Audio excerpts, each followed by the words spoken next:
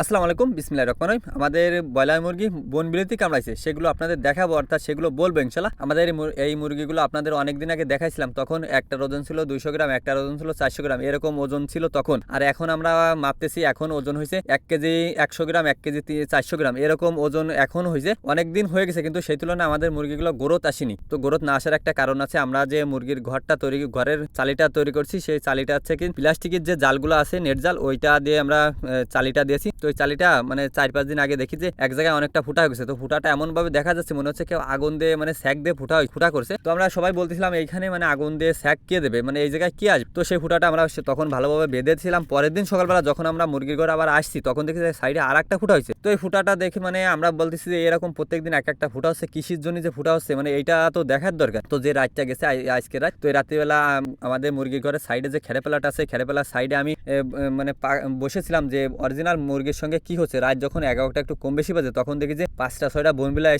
এসে আমরা যে চালিটা দিয়েছি মুরগির ঘর চালিটা, ওই চালিটা ধরে কয়েকটা দেখি যে কামড়ায় ঝুলে পড়তেছে, আর একটাই তো দেখি চালে পরে উঠে গেছে, মানে ফুটা করে ওই ভিতরে ঢোকার চেষ্টা করতেছে।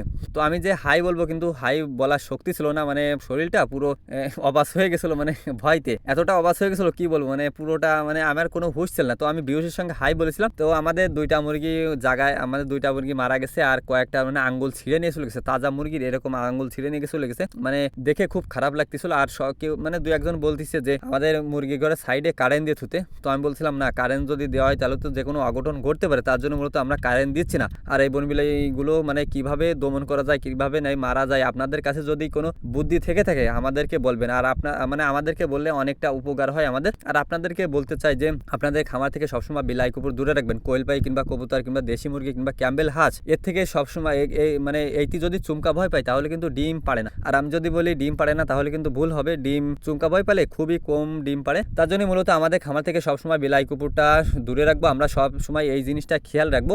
তো আপনাদের জন্য আল্লাহর কাছে দোয়া করে, আল্লাহ যেন আপনাদের শরীর সুস্থ রাখে, আল্লাহ যেন আমাদেরকেও শরীর সুস্থ রাখে।